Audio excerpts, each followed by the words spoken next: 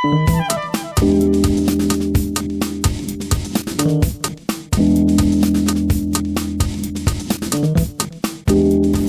you, everyone, and a warm welcome to this event on behalf of the AOEC to this webinar. And Hasina, if I hand over to you. By way of introduction, I am Hasina Farid, and I am co-moderating today's event with my colleague, John Gray from the Association of Executive Coaches. So I am South Asian woman with black hair, and I am wearing a red top. My background is I am a consultant and an executive coach working in the arts and the non-profit sectors. And I'm an alumni of the AOEC, a proud alumni, I should say. I am also co-founder of the Women of Colour Global Network, which is a professional network supporting the advancement of women of colour within the workplace. And we offer mentoring, coaching and training to women of colour, as well as organisations who are committed to making an investment in achieving gender and racial equity within the workplace. John, I'm going to hand over to you. Would you like to introduce yourself? Thank you, Hasina. So I'm John Gray, I'm white, I've got glasses and not very much hair and a dark shirt. And I'm part-time faculty for the AOEC. And also work freelance as a coach and supervisor and mentor coach. And with a long-term interest in human rights. And really that's been, for me, one of the spurs in the conversations, Hasina, that you and I have had in putting this event together. So I have a part-time, associate role at the University of York's Centre for Applied Human Rights, which works with human rights defenders at risk. Thank you, John. That's great. So we are delighted to have you here today. Before we begin, we just have a few housekeeping bits and pieces. So today's event will run for an hour and 15 minutes. We are recording the conversation and you'll be receiving the recording post-event. During the event, we will be hearing from 4 professional coaches, our panelists, and John will introduce them to you in a moment. You will have the opportunity to put forward your questions to our panelists later in the session via a Q&A session that we will have. We ask that if you have those questions in your mind as you go through the event, to please pop them into the Q&A box and we will read them out later during that part of the session. So the topic for today's webinar is diversity and opportunity in coaching. Now, as we all know, there has been a critical and much needed discourse about the inequities in our society, which was sparked by the global pandemic and the murder of George Floyd. And it's these events that have brought diversity, equity, and inclusion, and the well-being of our diverse employees high up on many organisations' agendas. Coaching, what we all do, is and will continue to be a critical tool for supporting and serving different segments of our workforce and their diverse needs.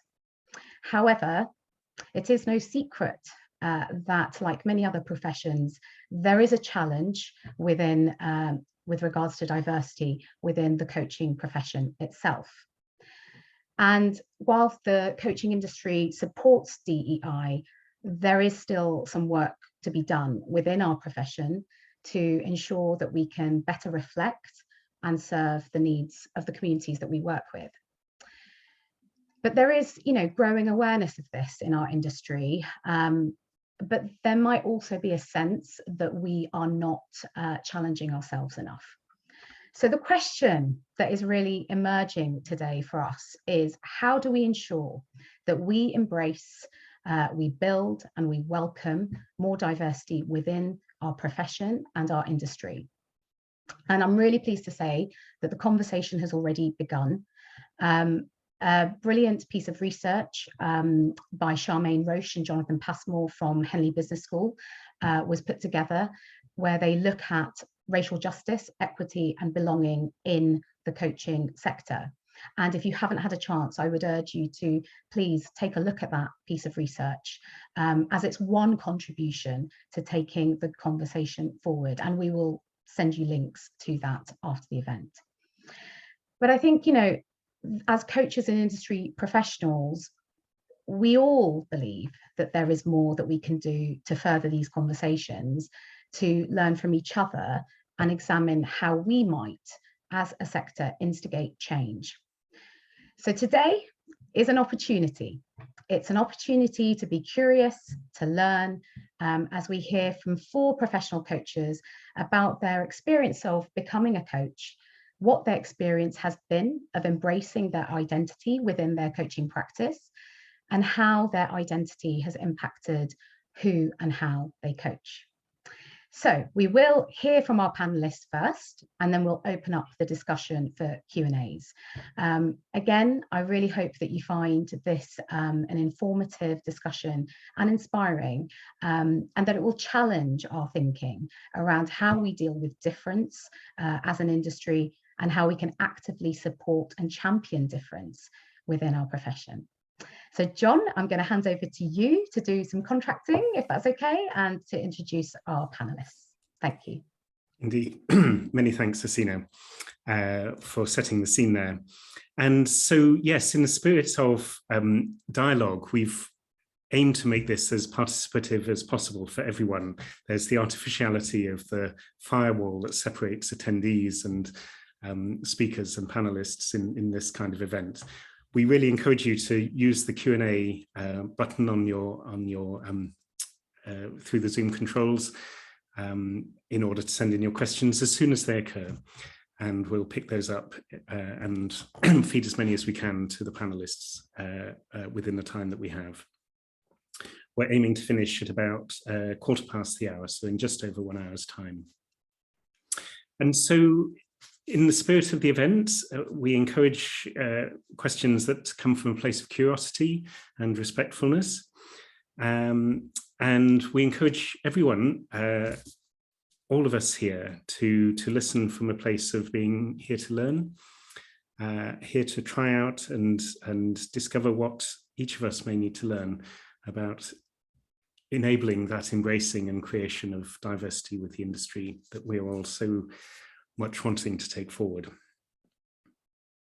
So our 4 speakers, within their time, I will invite you to introduce yourself as much as you need to.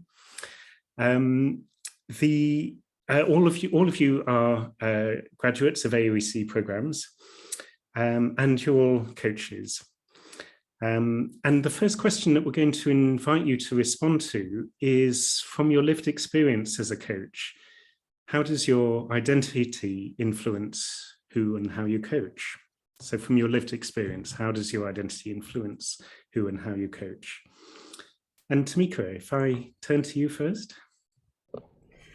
Thank you, John. And I'd just like to say thank you, everybody, for joining us for this very, very important conversation. So my name is Tamika. I am a Black woman of Caribbean descent. I have bleached curly blonde hair. I'm wearing red glasses and I am 5'9" tall. Now, I run a training, mentoring and coaching organization. And I decided during the pandemic that I needed to train as a coach. Now, I've used coaching tools throughout my career. My previous profession was a teacher. I taught for 15 years. And I was really excited about finally doing the training. So I joined the AOEC during the pandemic on their executive coaching course. Now, I noticed something immediately. Of my cohort, I was the only Black person on the cohort and one of maybe 2 or 3 people of color. Now, whilst this didn't initially bother me, it made me feel a little bit uncomfortable because I'm not used to being in spaces which aren't diverse. I feel really privileged to have come from a completely diverse background. I grew up in West London amongst a plethora of different communities, different ethnic groups, different cultures. And I just feel privileged to have had that rich cultural experience. And I also received that experience when I went into teaching. I was really fortunate to work in a school that was completely diverse, and the student population and the staff population were representative of each other. And the head teacher was very proactive about ensuring that the students felt comfortable, they felt understood. So I really enjoyed my training. My teachers were amazing. And one of those teachers is actually is a coach for me. And I chose this coach because I feel like he had an understanding. He understood difference. So as I moved into my coaching career, I was employed by several organizations who provide on-demand coaching.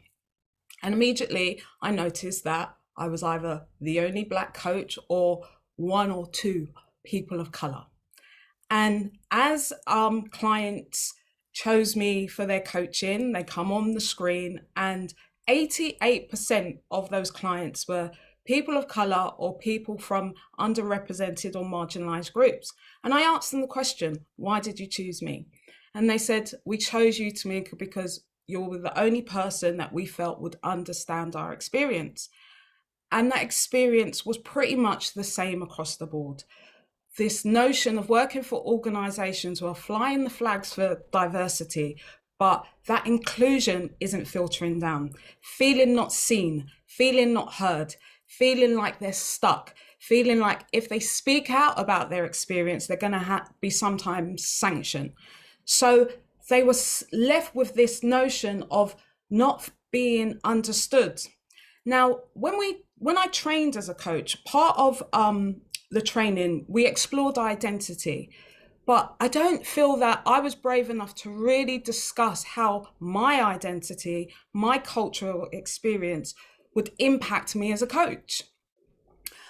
What I've come to recognize is that we're taught as coaches that there's this blank canvas, and every time you have a session with a client, you're adding more color, you're adding more texture, you're adding more insight onto this canvas.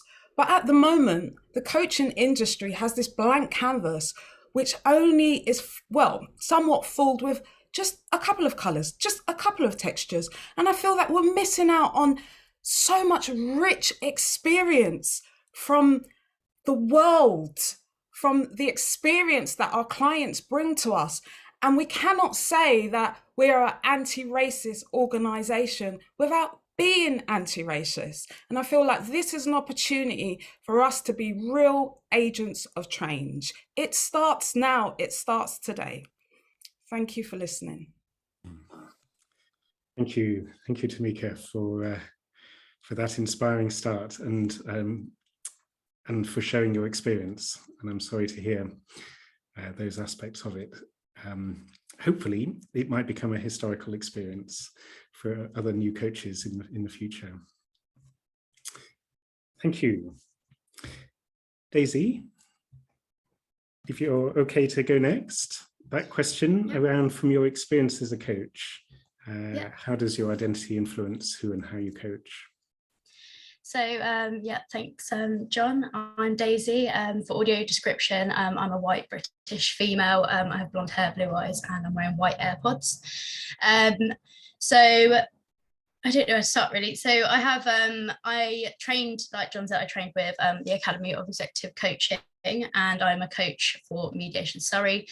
I also work as a secretary in criminal defence, and I'm a future training solicitor. So I have autism spectrum disorder, which is quite hard to summarise what that is, but it's sort of affects socialising and I don't really know where else to go. It's such a broad thing. Maybe look it up after the session if you don't know it. There's quite a lot of, I think to start with, there's quite a lot of stigma with autistic people, and probably autistic coaches as well, that autistic people don't make good coaches and that they don't feel emotion very well. This actually really annoys me because I actually feel an overload of emotion, maybe sometimes too much emotion.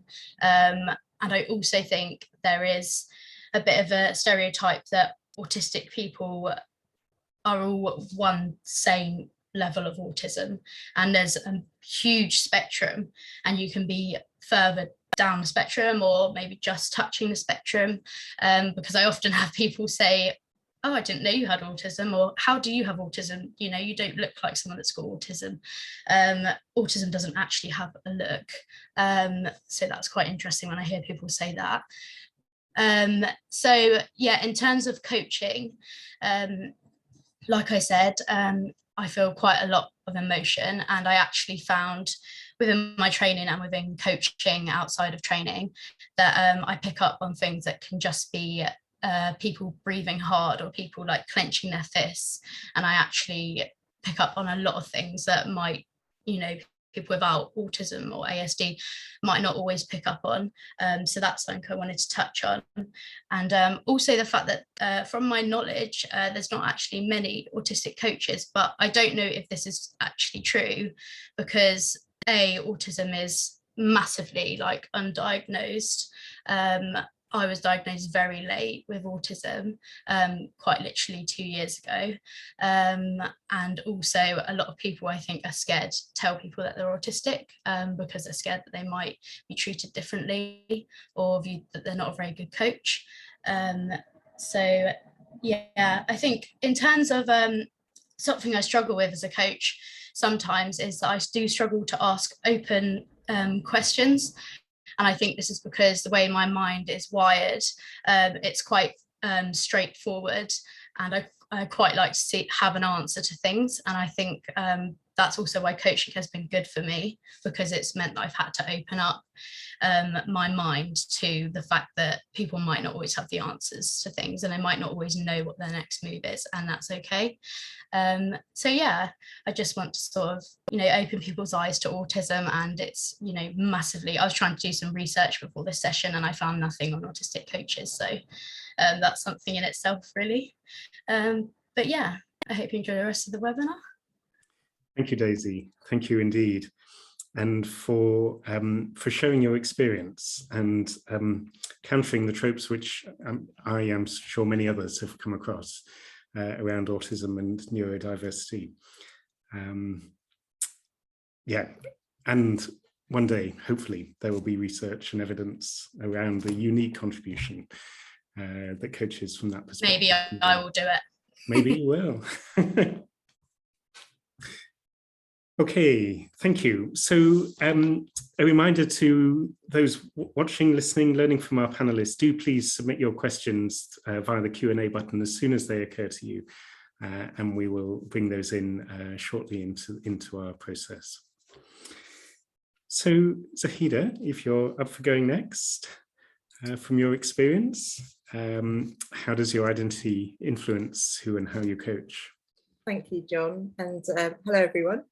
Yeah, so I'm Zahida Din. For the purposes of audio description, I am a South Asian woman with black hair that's shoulder length. I'm wearing a blue and white stripy top and glasses. So I'm a second generation British Pakistani, and I coach women in the workplace, and in particular women of colour. And I was thinking, we all know the theory as coaches that anyone should be able to coach anyone regardless of your background or the client's background. And to some extent that is true, but it's not quite that straightforward. So I'm going to share one of my early experiences of coaching. I was coaching a senior professional woman of colour, and she said she'd known about coaching for a while, but she'd hesitated to take it up because she saw it as, and I quote, a white person's thing. And that statement really struck me, which is why I'm here today, really, because if people are saying this about our profession, then it's our responsibility to change that perception. So let's take a look at women of colour. So women of colour are disadvantaged in two ways. Firstly, by gender, and then secondly, by race. Very often, they'll say they're really tired. And that's from like almost carrying the burden of trying to educate the people around them. And that can be something like there's a certain behavior at work towards them, then they might spend a few days trying to work out why exactly that was wrong, and then how they're going to assert themselves or explain to that person so that they can treat them respectfully, to something a bit more formal, like work having an expectation that they will maybe lead on an equalities committee and having no consideration for the impact that will have on their workload, not paying them any extra for it, and not really having any consideration, say, for example, the amount of emotional labour that will go into that, which could also be quite triggering for people who are dealing with issues that are really sensitive and personal. But these judgments are made about them as soon as there's some kind of equalities initiative that they should be involved in helping to solve those problems. So women of colour want a coaching space where they don't have to do this work of educating people, where they can be open about what they're experiencing and not be judged.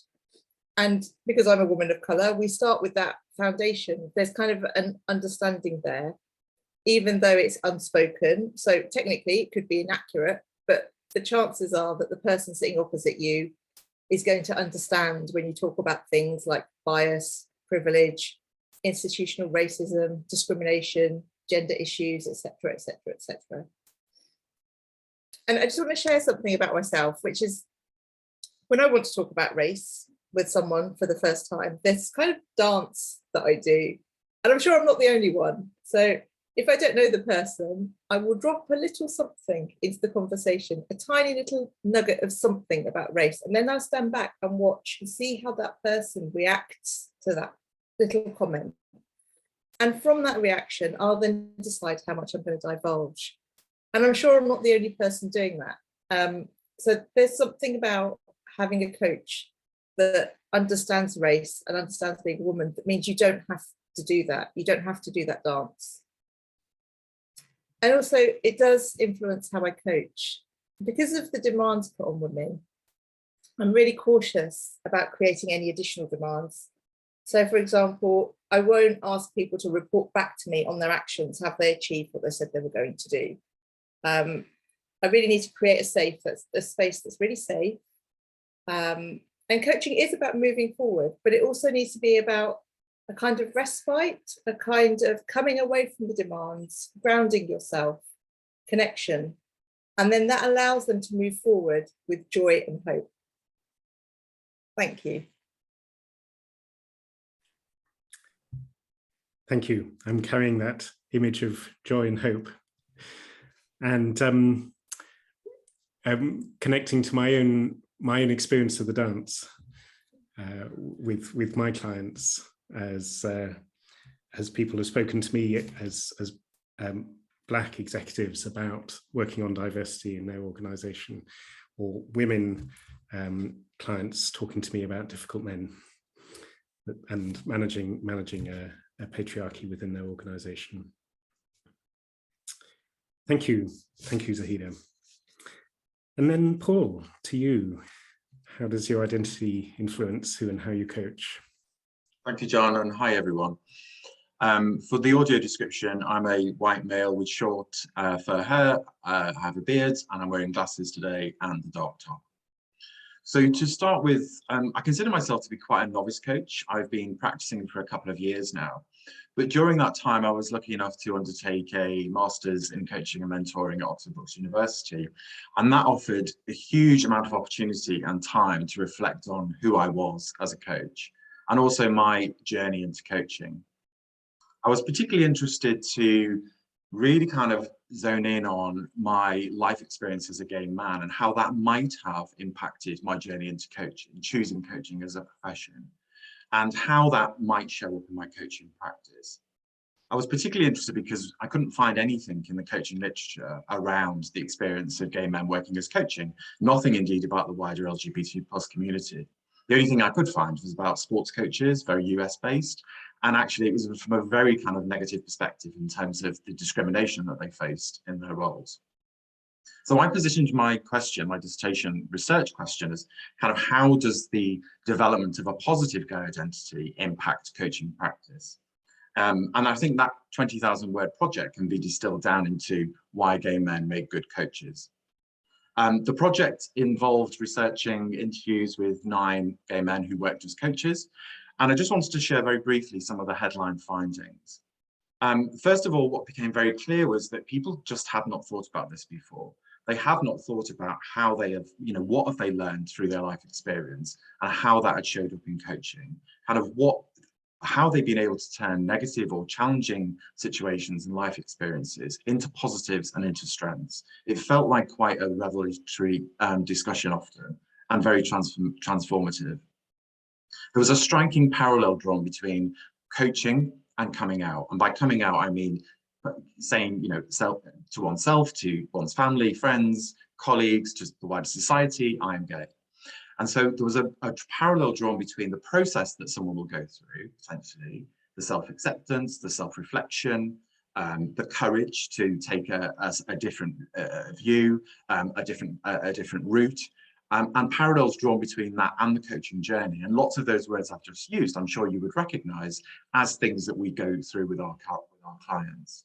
And just to read a quote from one of the research participants who said it absolutely beautifully, as coaches, maybe we're encouraging people to come out about lots of things, to come out about insecurity in leadership, to come out about unhappiness in personal relationships. We're actually inviting clients in many ways to come out about infinite number of things. And we've been there, we've done that. So we've got a kind of innate ability to handle that. I thought that absolutely summed it up really beautifully. But what was also interesting was the kind of skills and insights that came out of the discussions. One being about how, as gay people, we are looking at life in a different way. We are looking at life in a different lens to what is being presented to us, particularly growing up. And actually how that can transform, or we can use that in our coaching client relationships, about actually looking at what's being presented to us by our clients in a different way and through a different lens, and ideally helping them to be able to do the same.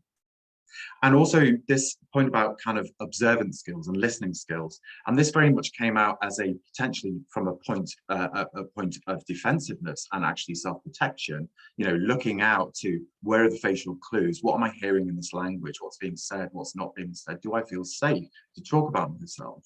And how that had been transferred and transformed into a real positive in a coaching relationship. What am I seeing in my clients? What am I hearing? What am I not hearing? How do they seem? The microfacial expressions.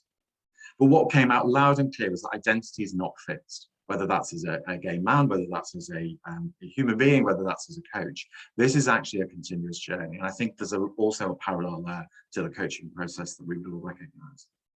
But in conclusion, really just to say that I don't think what I'm talking about is necessarily just about gay men. This can be applied to many different people. And in essence, for me, it was about how we recognize how we are able to thrive in the face of adversity, and how we turn those negative experiences and challenges into positive insights and strengths. And the word that came up often in my discussions was about these superpowers, that actually simply by being ourselves and living our lives, we do get a set of skills and strengths that come with that, but we're so close to it, we don't even recognize them. And so therefore, as coaches, how can we work with our clients to uncover theirs? Thank you. Thank you, Paul, and thank you all. And I'm seeing the reactions that have come up on the screen for all of you as you've spoken and shared your experience. And out of the many things that people have said, what's coming through for me is the impact for each of you, if I've heard it, around that sense of who you are, influencing that sense of the journey with the client. And if I was to pose a general question to you all, this seems to be something that all coaches could and should be doing, extending that question, who am I, into informing their work with their clients. And I wonder for you, what would be the significance for the industry if coaches were to take some of the journeys that you yourselves have done, regardless of who they are and their backgrounds, what that might bring for the depth of their work with their clients. So I don't know if that question lands for anyone, whether any of you four would like to respond about the experience of embracing your identity and what it means for your work. I don't mind going first. Mm-hmm. I don't have a very long answer, but I think embracing your identity as a coach actually makes your coaching more powerful, and you're not putting a blockade on yourself, because everybody's unique, everybody's different. And actually, you know, if you're open about that and, you know, use these things to your advantage, like the fact that I have autism, you know, I use that to my advantage. I can think outside the box. I can do this, I can do that. So actually, you know, what makes you unique is not a disadvantage, you know, it's an advantage. Mm-hmm. Thank you. I think for me, my experience of as being a coach is just exploring difference in my own identity, and I love what Paul said about our identity not being fixed. I've done a lot of work personally on myself, and I used to have a very fixed mindset about who I was. And I'm still working on becoming this new version of myself, the most authentic version of myself. And as I do that work, some of that work translates onto my clients and getting them out of this fixed thinking of, I am this person, I've come from this background, I'm having this experience, and this is who I am. And that's just not true. So I think identity, or perceived identities, is a real piece of work that I'm doing with myself, and that transfers into my coaching. I'm not a coach that just coaches people of color or people from underrepresented groups. I'm a coach who coaches humans, and that's my identity.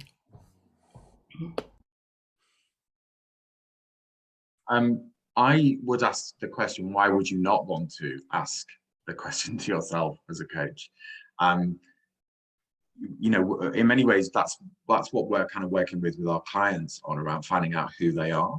So why would we not want to ask that about ourselves? I do also think that sometimes then maybe we have to recognize that we can't always answer the question, because there is so many influencing factors on who we are, whether it's the situation we're in, whether it's the person that we're talking to, whether it's how we're feeling that day. But I think to have that open mind surely is a good thing. I can't really understand why you would not want to have that in the back of your mind, in terms of kind of wanting to understand who you are as a coach. Thank you. Yeah, and I just wanted to add to that that what Paul was saying about when you've got confidence in who you are, it gives other people confidence to be who they are, and you're kind of creating quite a, not a safe space, but almost a brave space, I would say, by allowing yourself to really be who you are, and being confident in that, then gives other people permission to do the same. And I think that's such an important skill in coaching. Indeed. It's the uniqueness of the coach-client relationship, depending so much on who the people are, as much as the work that they are there to do together. So many questions to ask you. I think at this point, Hasina, I will hand over to you for you to begin to feed in from participants, their contributions. Yes, thank you so much, John. And already such a rich discussion happening. I've got a few questions here to feed in. The first one's from Sarah. She's made a comment that she was trying to include coaching in a funding proposal recently, but was told that it wasn't relevant because it was middle class.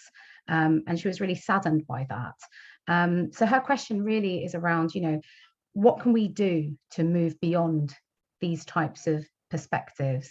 And I wonder if I'm going to throw it out there to the panel, whoever would like to go first to answer that, that'd be great.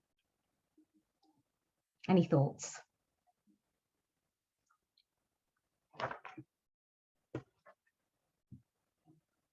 I think, Hasina, it's all about visibility. Yeah.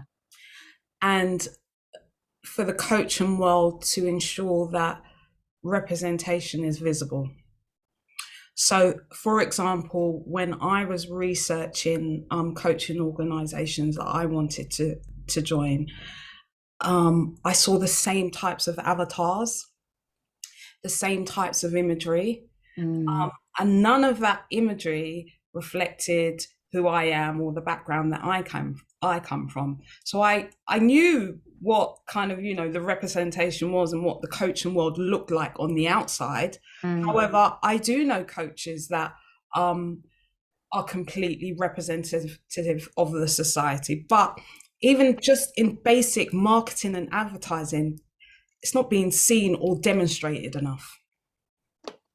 Thanks, Tam. Yeah, I mean, I agree with you on that, actually. It's something that I've also been privy to, and seeing that the more we actually do events like this, the more we demonstrate that, coaches of all diverse backgrounds exist, that is a really good starting point.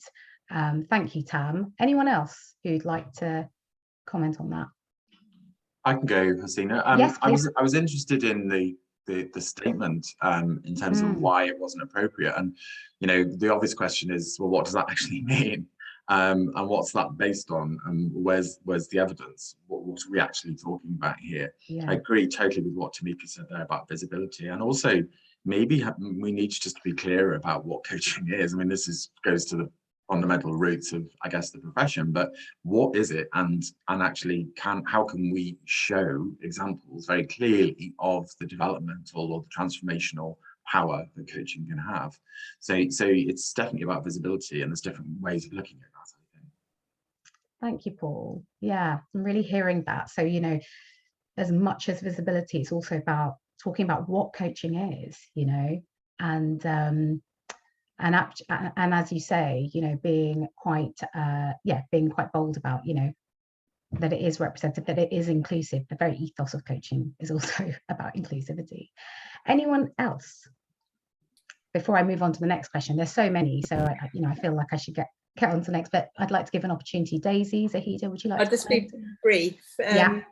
I just wondered if there was something that needs to be done about who receives coaching. So if you go into organisations, it's often senior people. And if you look at who the senior people are, there's a bit of a monoculture going on up there in terms of, this was a question about class, in terms of class. Yeah. But you can look at other characteristics, and also you see that they're not present in those senior levels. So, I mean, because coaching for things like career progression, that's relevant. It doesn't matter how far along in your career it is. So this idea that actually it's only for people who are senior to get more senior and to become really good at these jobs that are very stressful, it's almost kind of undemocratic in a way, that maybe there's something we could do as a coaching profession to say, actually, if you're offering it there, perhaps you could offer it across the board, and you could offer it to people in all different positions, because everybody's entitled to progression and support in work. Yeah, thank you, Zahida. John, did you want to add something? I was going to say, I remember Peter Hawkins reporting a comment from a participant from South Africa in a workshop about coaching, being introduced to coaching, and this participant saying, it sounds like it's a privilege for the already privileged. And one of my desires is to get beyond that sense of, this is something that somehow some people deserve and some people don't deserve. The word executive coaching could imply executive senior. Yes. At the AOEC, we mean that to mean work-based coaching at any level. Yeah. But the word itself carries a problem. That's a really interesting point, actually. I was actually asked yesterday by a potential new coachee who said to me, so what does executive mean in this case? Because I thought it was just about senior leaders. So I think that's a really good point, John. If we can be more explicit, maybe that's what it is. We just need to be a bit more explicit about what we mean by these terms if we're going to use them. Anyone else? Daisy? I would totally, repeat what the others said as well. They answered the question really well. And also to, I think we're starting the push now, and to just keep, holding events and advertising, not just you know, one category of people. And yeah, I think that was a good point that you said about the executive thing, and that people have some sort of stereotype that it's only for people that are really high up, and that's not true. So I think yeah, sort of spreading the news and making it more public that anyone can have coaching and it's not just one category. Thank you everyone. And I think, yeah, I think you've all kind of you've all said some really interesting things there, but I think visibility is the thing that I'm hearing from all of you. This next question is from Matthew, so I'm going to move on. And Matthew says, this question is for everyone, but inspired by Zahida. So how does one manage the tension of wanting to work with people from your own your own ethnic background versus wanting to do work with different communities, so wider communities, diverse communities? Who would like to go first? Zahida, maybe you can, seeing as though you inspired. Yeah, I'm happy to. So that tension between wanting to serve everybody and serving people from your own community, I think, like for me, I started off just offering coaching, and the clients told me, but the makeup of the clients just happened, and I could clearly see there was a need out there. So I will happily coach anybody. I don't discriminate in that sense, but there is a shortage of people of colour in coaching, and I know that people want that. So yeah, but on the other side of that, there's also a question around your own well-being as well, because as a coach you're then working with issues that are quite close to you, and how much of that you can hold comfortably and yeah, without and still remain a good coach without taking on so much stuff that is, yeah, it can feel quite deep, because there is a personal connection there with those issues that come up. Thank you. Yes, I think that's a really good point. You have to also look after yourselves as coaches. I think that's really important. And I just mentioned, I slightly worded that question incorrectly by just focusing on ethnic minorities. But actually, what we're talking about here is how does one manage the tension of wanting to work with people of your communities and the broad spectrum of communities. So can I ask someone else to answer that question? I'll go. Yeah. So from my own personal experience, I wanted to retrain as a coach for years, and it was very, very expensive. So when I was finally given the opportunity, I have my own business. It's a training, mentoring and coaching business called Tremenco. It's a community interest group. So it was really important for me to be able to deliver coaching either pro bono or at a very kind of, lower cost to people that want it but can't afford to have it. So part of my organization, I work with individuals that just unable to afford coaching, and we're able to put in for funding. I work with neurodiverse clients, and through a grant called Access to Work, they're able to receive executive coaching from me. And then I do my corporate work. So my corporate work feeds into the community aspect of my work, working with underrepresented individuals or, marginalized groups from across the spectrum. So that's how I'm able to do it. I just don't want to get paid by being a coach by the privilege. I want to help people access coaching who are unable to afford it. Thank you, Tam. Yeah, really important point there. And Paul, do you have something to add to this? Yeah, it's a really interesting question, and I'm sat here thinking about the word tension, actually, which I personally don't recognise. I'm reflecting back to some of the discussions I had in my research, and it came up quite often, the whole kind of dynamic of gay coaches working with gay clients, and there was quite mixed views, really. Some people kind of, talked about their work within their community on their website and in their kind of blogs, etc. Some people didn't say anything, but certainly from my perspective, it wouldn't be something I would not say or not bring up if it kind of felt like it was the appropriate thing to do. So it's I'm looking at this slightly differently, I guess, but it's I don't kind of really recognize the word tension personally, but that's just a personal view there. Yeah, and actually, just listening to everyone, I don't think any of you recognise that that word tension either. And from what you've said, it seems as though, you know, you are actually supporting, you know, diverse communities, as well as, you know, as Tam was saying, a focus around underrepresentation as well within those communities. Thank you. Right, let's go on. I have a few more questions. So this is a good one. This is from Zahir. What are the most things which attract people in need of coaching in the first place? So what are the things that attract people in need of coaching in the first place?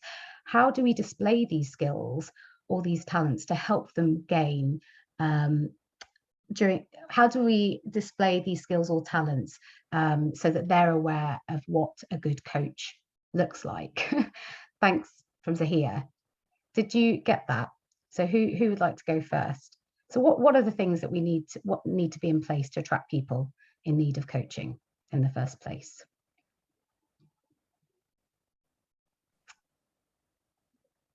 I can go first, Hasina. Yeah, please. And I'm so sorry, but it's such basic things to say, but I'll say them anyway. I mean, yeah, you know, that ability to connect and to be open and to listen. You know, yeah.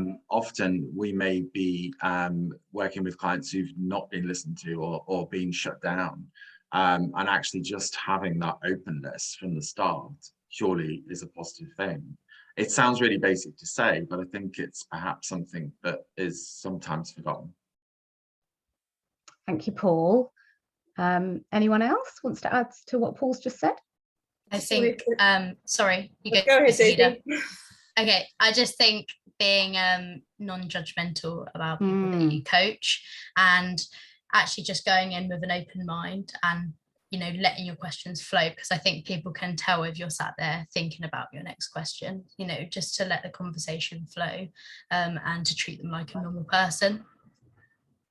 Yeah, I like that. Treating people like normal people. Not that a normal person is a real thing. Yeah, I know what you mean. I know what you mean. Just to treat them like a human. A human being. Yeah, I think we all knew what you meant, Daisy. If there is a normal person, not one of them, so. Zahida, did you want to add to that?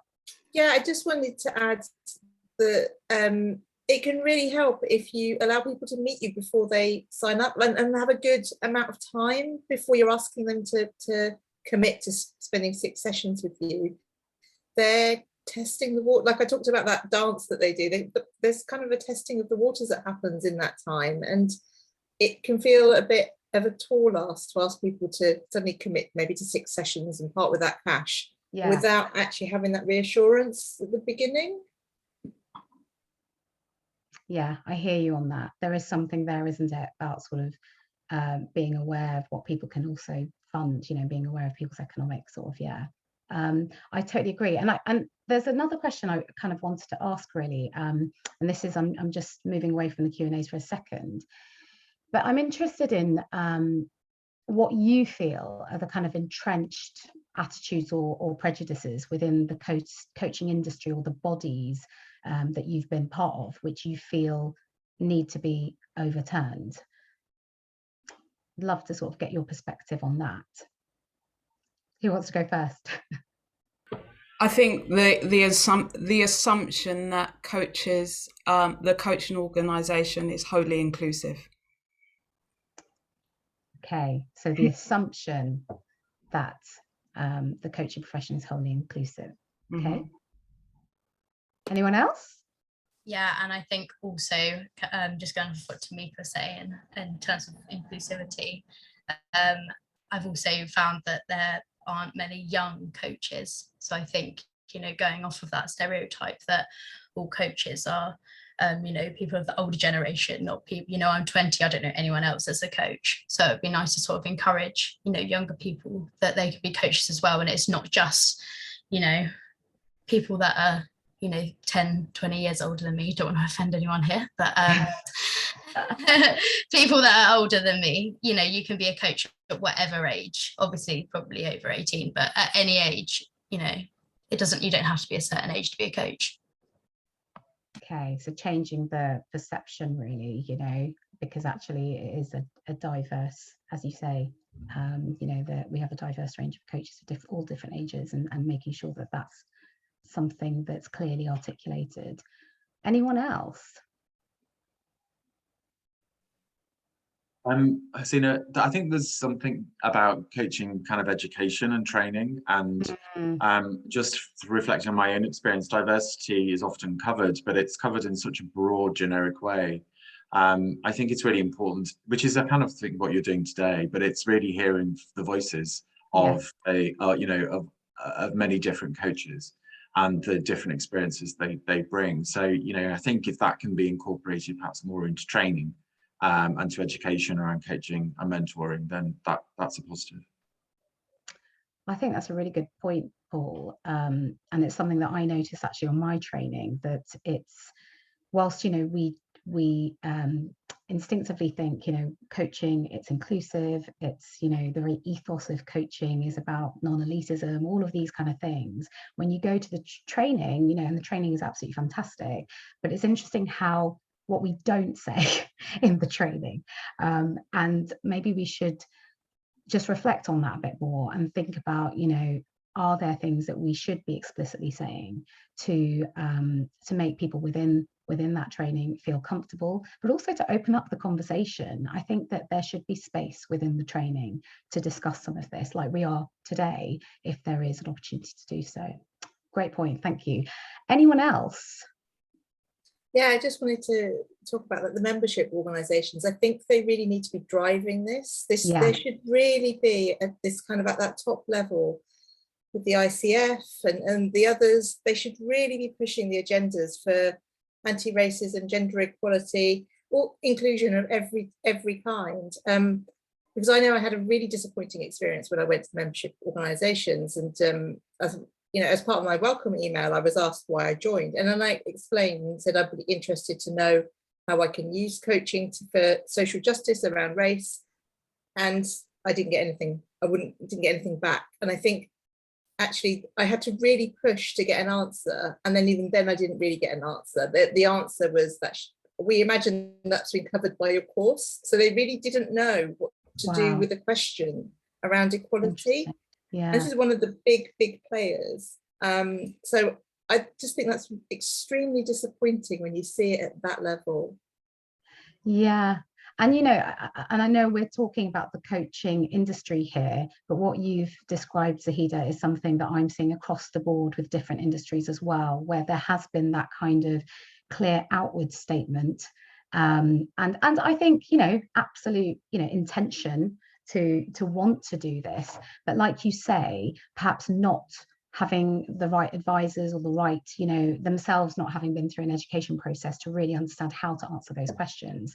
So there's something there, isn't there, about the industry itself reaching out and finding the right people to come and help them shape their thinking, and as you say, challenge them as well.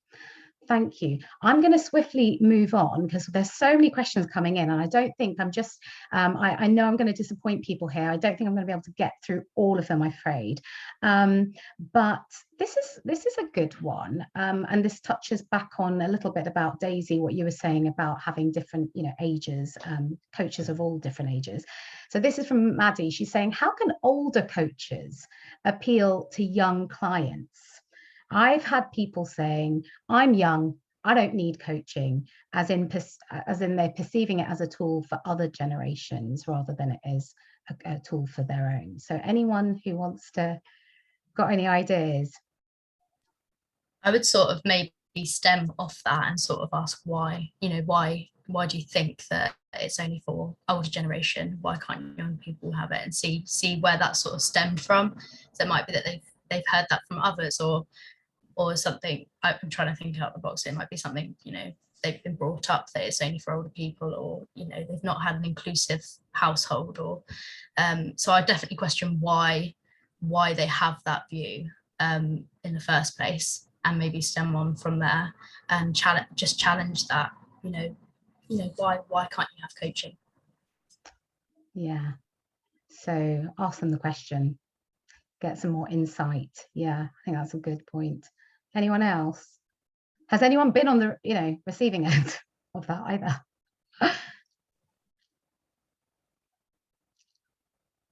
No. For me, there's a question about how young can you be to be coached, Yeah.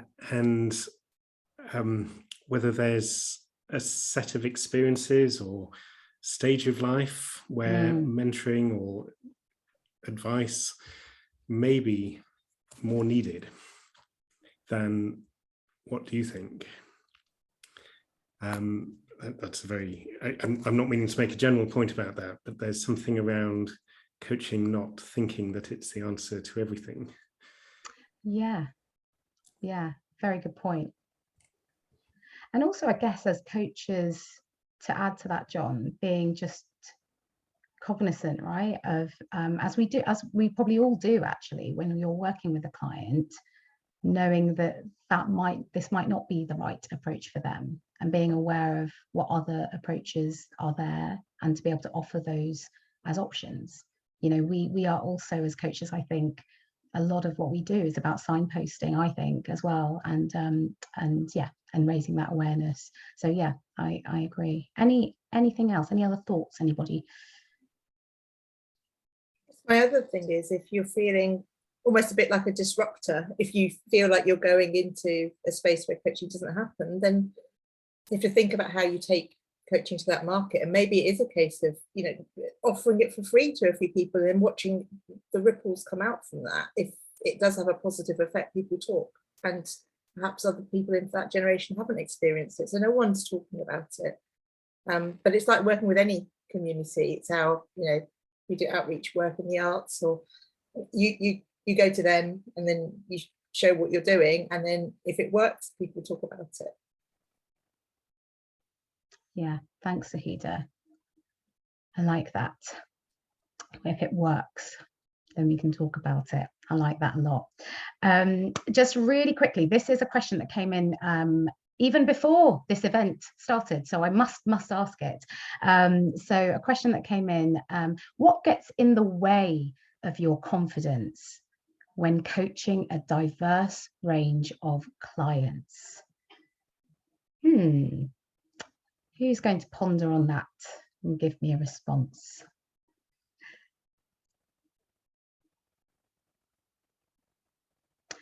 I mean, I can kick off. I sometimes find that, and it probably goes to what Tam was saying earlier, that actually, when you are, I obviously am a particular demographic, and I have unique challenges that I also go through, as a woman of colour, as a coach, but also in my sort of professional life. And when I'm coaching diverse clients, I'm not thinking necessarily about anything to do with me, but I do think that there are times when, if someone has a unique challenge that I perhaps don't have the skills or the insight to be able to really go deep with them on those particular things, that's when I might start to feel a lack a bit of confidence, thinking, as a coach, should I be, is there this question that I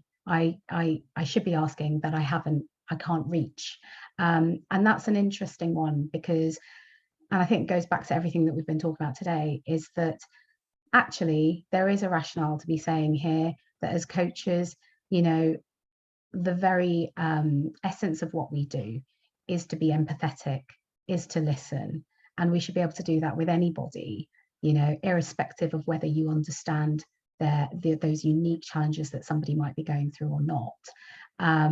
So I think for me, that's probably, something that I've, been challenging at times, but I've come to think that actually the essence of what we do as coaches is we're there to be in service of that person.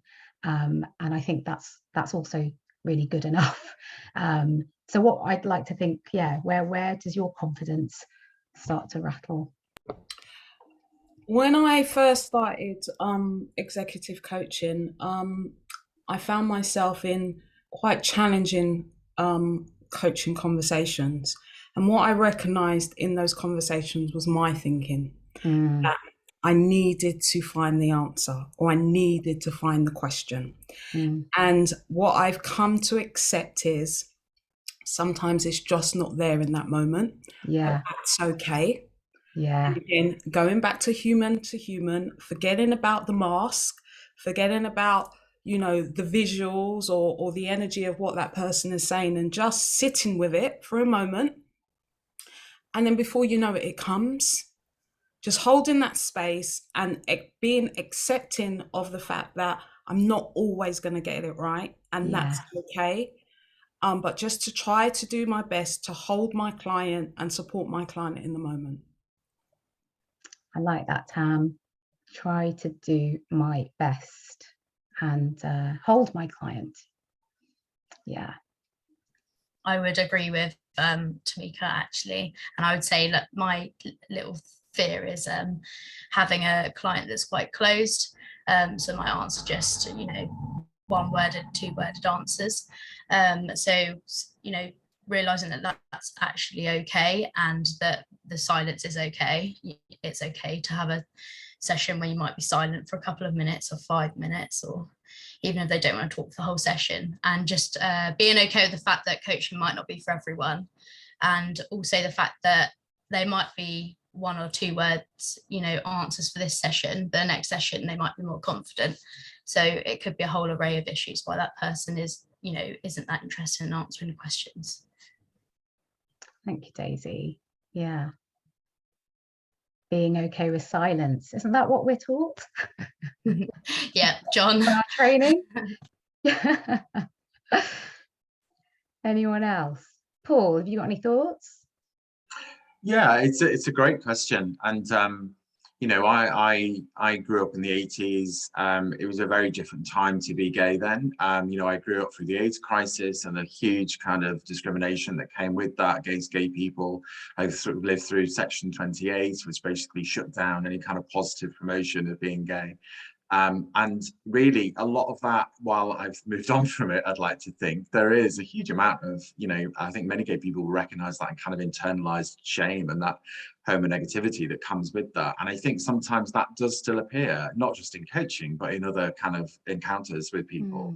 And that, you know, that kind of, you know, fear of rejection and fear of kind of being undermined or ridiculed, you know, quite frankly, it doesn't all go away. And, you know, I do think that that crops up in different situations, potentially in coaching as well. But I'd like to think that, you know, I would remind myself that this is about the client, this isn't about me, and to be aware of those fears or that kind of those feelings that I'm having, to make sure that it doesn't get in the way of the relationship with that client.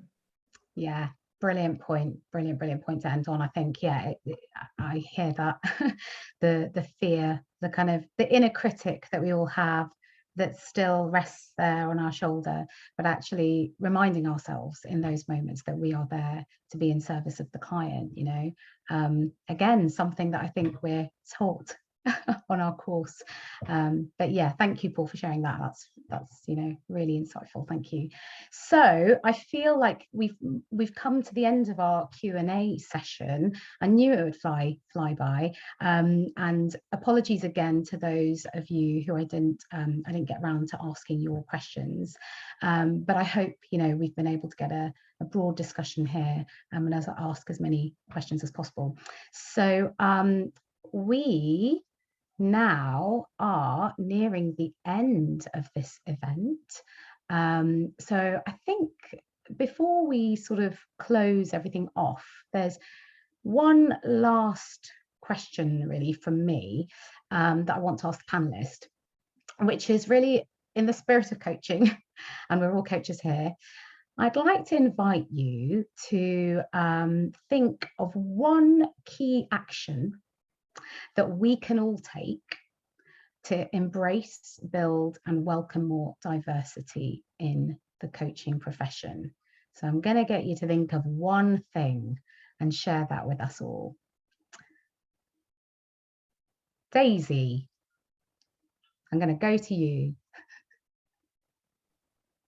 I've been dropped in a deep end. One thing. I think speaking about it more.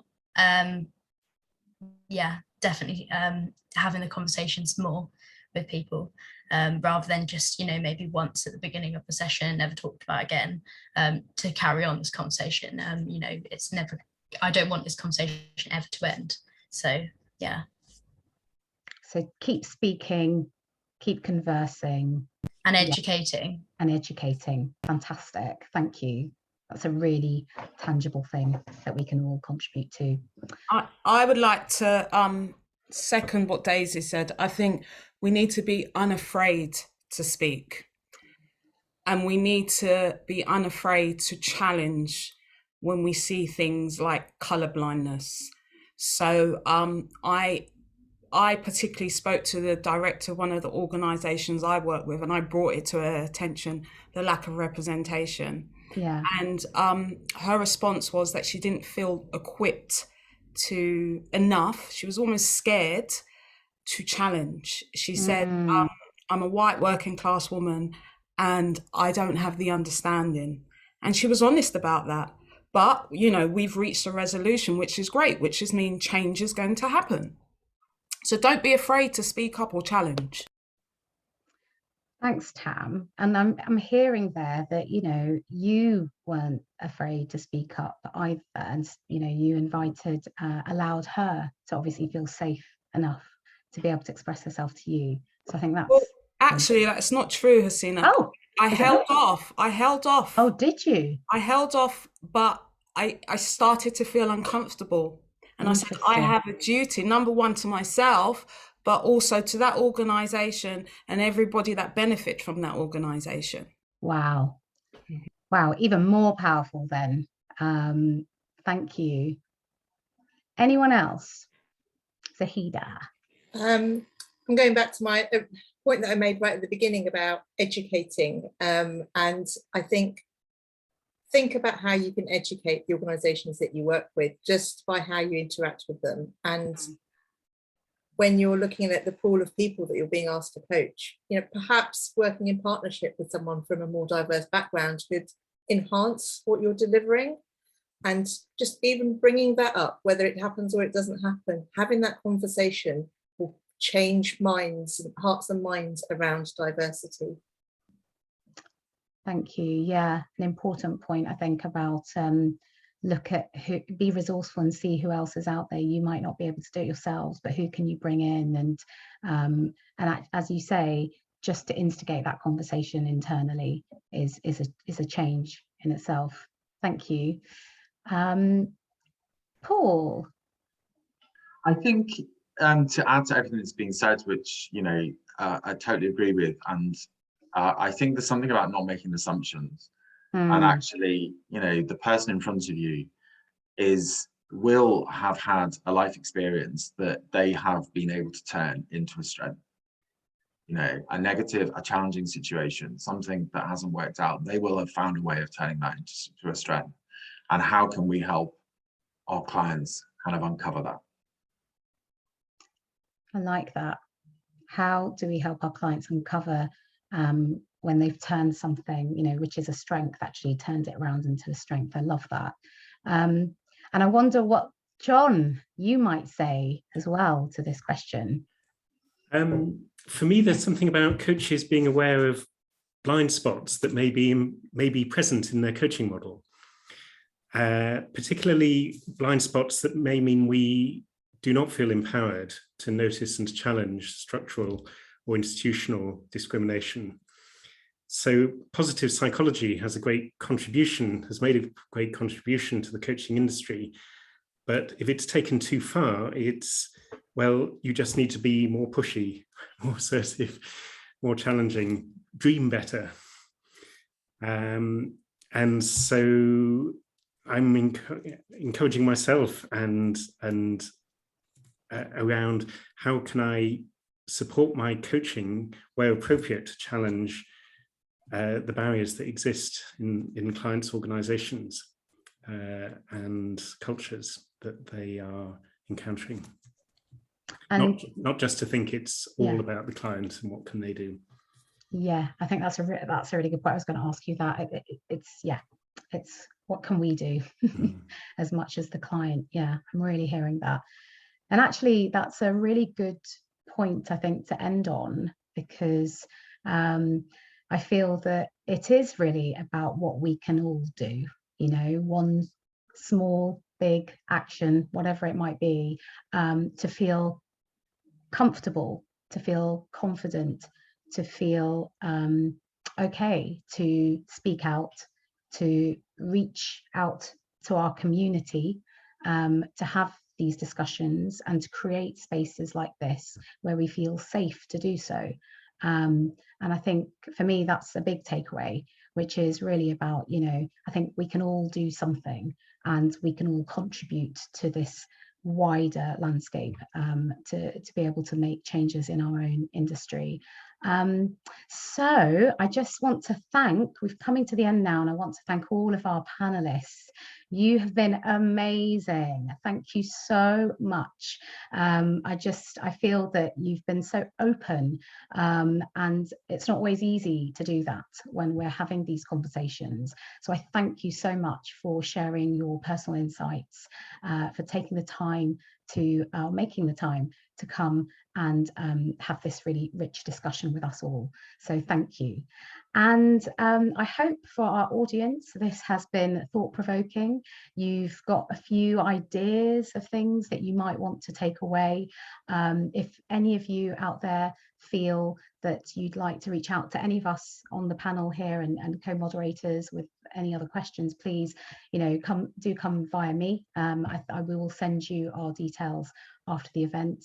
And we will be sharing, or the AOEC, I should say, will be sharing a follow-up email after the event. So you'll get a recording, you'll get this recording, and we'll also share links with some of the research that we mentioned. So earlier on, I mentioned a piece of research by the Henley Business School, so we'll share that with you, and so many other links of sort of books and things like that that we might signpost to you that might be worth reading. There's a lot out there. That's the other thing. There's a lot of sort of noise out there about DEI, but you know, if we can sort of signpost you to things that you might not have heard of, that might be of interest to you. So we will do that as well. So thank you. So please, we would encourage you, keep the conversations going. And if you have any suggestions or ideas, because we want to keep the conversation going. This is a one-off, it feels like a one-off event, but it's not really. We want to ensure that an event like this carries on. So if you have any other ideas of events or things that we as in the industry should be doing, let us know, and we will take those forward. So thank you so much. John, would you like to say some final words to our... Well, to echo the thanks, and again, I'm seeing the reactions coming for all four of you for the way in which you have spoken from the heart, which I know has benefited us all.